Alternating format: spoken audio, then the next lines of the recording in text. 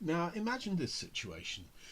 You're the chief conductor of the Bolshoi Opera in Moscow. You turn up for work, you're about to go in, and the person in charge of allowing people into the building stops you and says, "Excuse me, could I see your pass? You've been going to the Bolshoi as chief conductor for years, don't forget that." And you say, "Hold on, wait a minute, you know who I am, don't you recognise me?" He says, "Could I please see your pass?" And so, "I haven't got my pass on me." He said, "Well, I'm afraid you can't go in to the opera then." "Well, how am I going to conduct then?" "Doesn't matter, you can't go in." Well, that was the story of the conductor Nikolai Golovanov, also a composer who died in 1953 and premiered such works as Miaskovsky's Sixth Symphony. And it was a tragic end to his career. Why did it end his career? It's because he conducted and recorded Boris Godunov by Mussorgsky with a Jewish bass, Mark Raisin, and that got him fired from the Bolshoi theatre. He later remade the sections involving Boris Godunov with Alexander Pirogov, another bass, another fine bass, but not the equal of Raisin. And actually, you can acquire both recordings, the ones involving Raisin, the ones involving Pirogov, with the other sections of the opera exactly the same. Bizarre. Anyway, they're both available. What was he like, Golovanov? Well, he was an extremely dramatic, even vehement conductor. And I'm going to give you a few examples of his work, including Rachmaninov, using Ada de Watt and the Rotterdam Philharmonic as a point of comparison, also Rachmaninov himself. But first of all, here's part of the 1812 overture.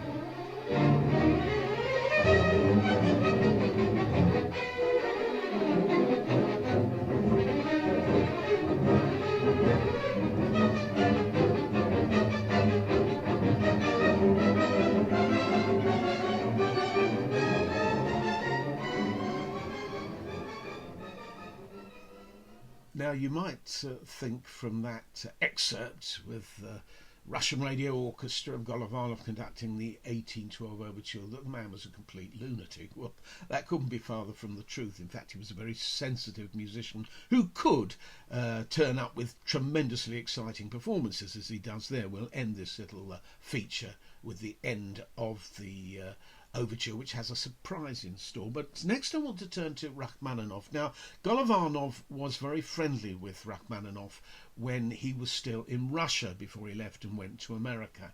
And I'm sure they must have discussed many works of Rachmaninoff's, including the symphonies. And I'm going to first of all compare Rachmaninov and Ada de Watt with the Rotterdam Philharmonic in part of the first movement of the Third Symphony, just to give you an idea of Rachmaninoff's style of conducting. Then we'll switch to Golovanov in the Second Symphony, where you'll see there are definite parallels between Golovanov and Rachmaninov himself. But first of all, here is Ada de Watt in part of the first movement of the Third Symphony.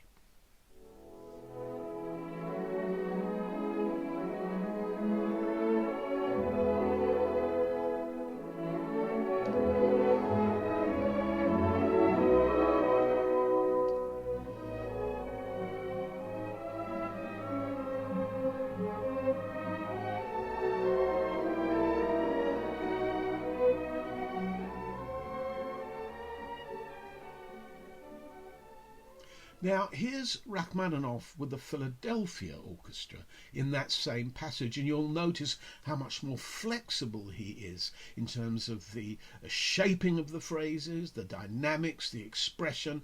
It's a very beautiful performance, but quite idiosyncratic in comparison with de Watt.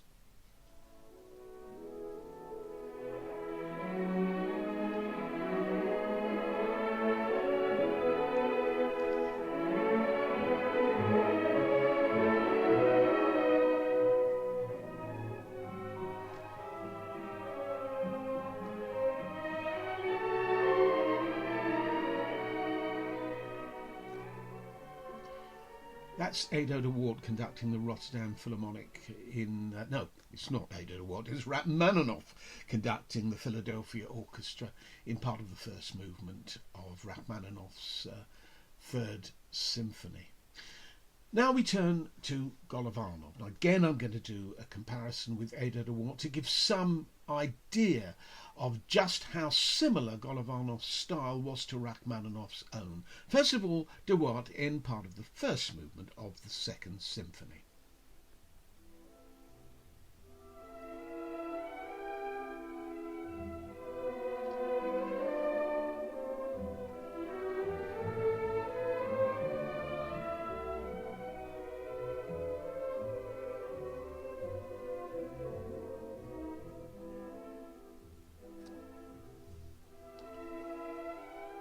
Now we turn to Golovanov in Russia, that same passage and the rise and fall of the phrasing, the way the phrases are shaped, the dynamism of it, the type of expression.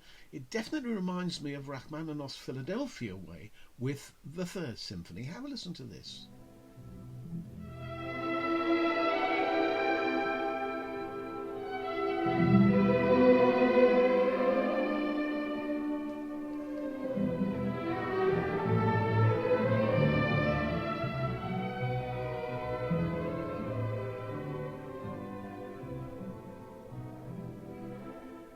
You see what I mean about those parallels? Well, what else did Golovanov record? Well, he did the Third Symphony as well as the Second Symphony of Rachmaninoff, and he also did the Scriabin symphonies, including the Poem of Fire and the Poem of Ecstasy. I'm going to play you part of the Dramatico movement from the First Symphony, because the way he gets the orchestra to play, the vehemence of the attack, especially of the strings, is quite unlike anybody else you're going to hear in the West. Here it is now. See what you think.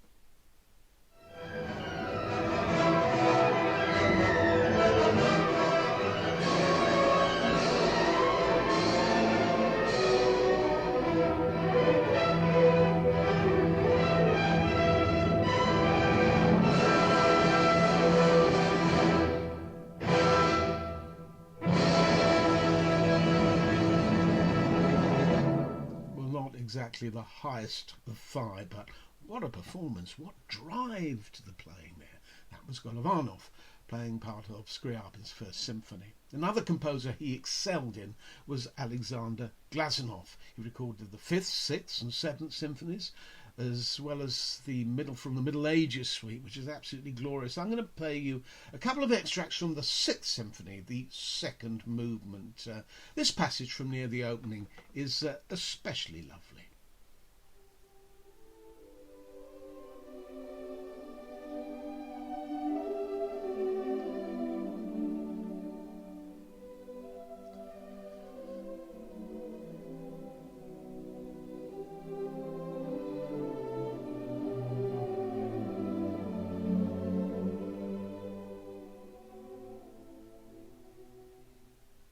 Tenderness of that playing from Glazunov's Sixth Symphony. On the other hand, he could weave a sense of fantasy, something like the music from the Seasons Ballet. Listen to this.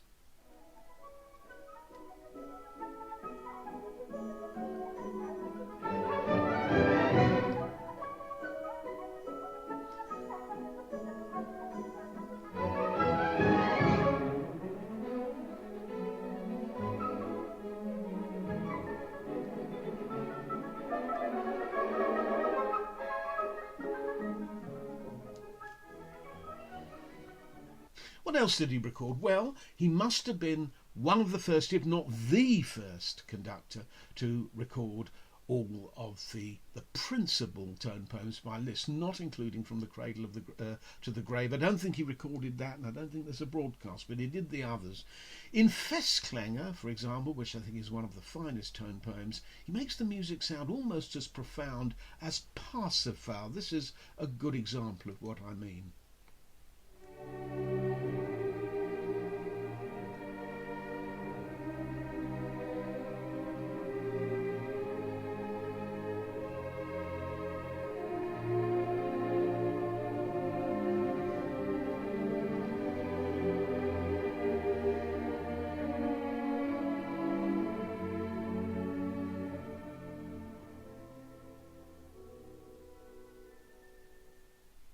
Some of those term poems have been issued in Britain, but not all of them. We could do with a set of them in first-rate transfers.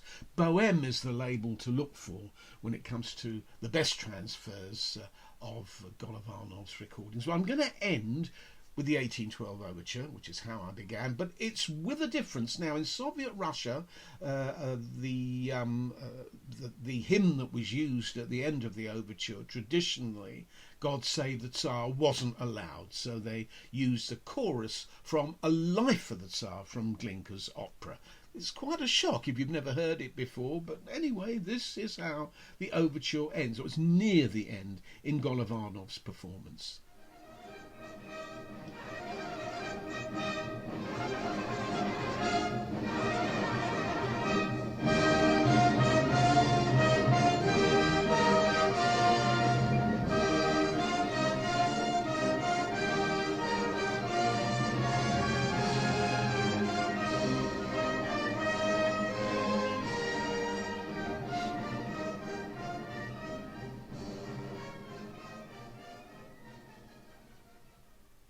There you are, the art of Nikolai Golovanov.